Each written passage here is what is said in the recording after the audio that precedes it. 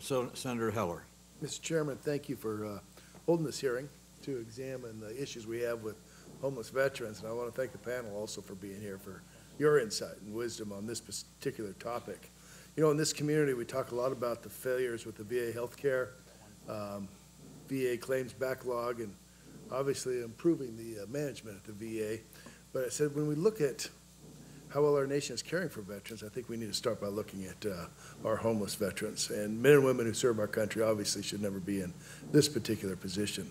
I think the VA has been focused on this issue, and frankly, I think improvements have been made, and I'm glad to see that.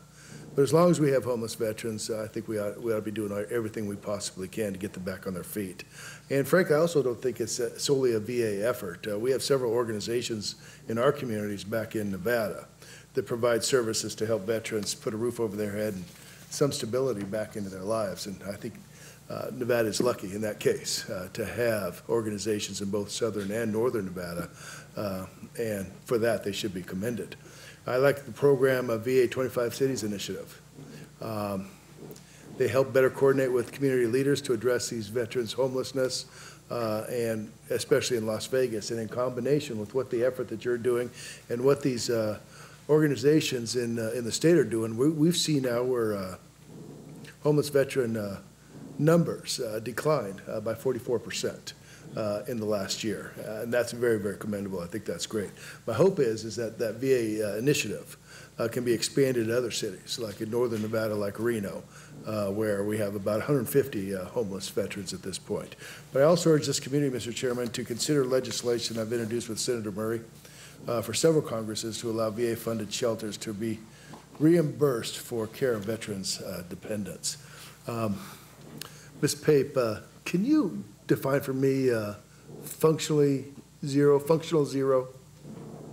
Absolutely. So, and Jennifer alluded to some of this in her testimony. So functional zero, or we call it an effective end to homelessness, means that communities have the capacity to serve any homeless veteran that are on the streets. It does not mean by any means that a veteran won't become homeless.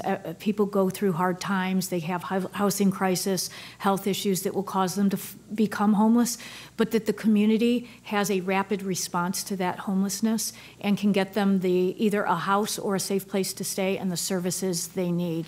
Can you give me examples of cities that weren't functional zero that are today? Absolutely. So there's two that have stepped forward, which gives us great inspiration. New Orleans, and what they did was name list everybody. So they know every veteran that's on their streets by name so that they can continue to work directly with them. And Houston, the same. So though they may still have veterans kind of out there, they are connected, know the veteran by name, and are striving towards getting that veteran as quickly as possible, usually under 30 days. I think New Orleans at like 25 days at this point, in a house or a safe place of living very quickly. And if communities can do that, they will well be on their way. Have you determined or rated cities? I mean, is that what you do? I mean, could I find a list of functional zero cities and how close perhaps cities in my communities are? So what we're asking is that communities come forward to the United States Interagency Council on Homelessness along with their mayors who have joined into that Mayor's Challenge. And we have several that have stepped up and are nicely on their way. Phoenix has hit some great milestones. Cleveland tells me they're on their way. Binghamton, New York is on their way. So we have those who raise their hand and come to us. We're not out there rating the cities. We're hoping the communities own it. Do you keep a list specifically for women homelessness, veteran women's homelessness? Is there a statistic?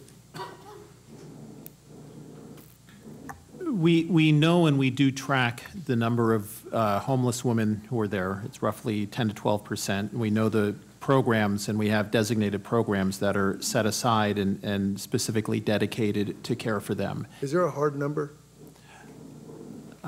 You know, I'd have to get back to you on that for the record. There is, but it escapes me right now. So you're saying 10, 12% or something is? Sir, if I may, the other piece to add to that is that 14% of the HUD-VASH vouchers are going to women head of households. So we've had a real targeted effort. There is a targeted outreach effort. That's right, sir. What's the uniqueness difference between a homeless women versus homeless men? Do you want to speak to that? I think one of the primary ones is the issue of dependent children, and obviously the needs that need to extend beyond the individual to also cover that of the family. The pathways in, which Senator Sullivan referenced in regard to domestic violence and instability there, are clearly significant as well. Military sexual trauma as a driver for homelessness is something that our research at the National Center has identified as well as a significant driver. Mr. Chairman, my time's run out, but thank you very much. And again, thanks to the panel for being here today. Thank you, Senator.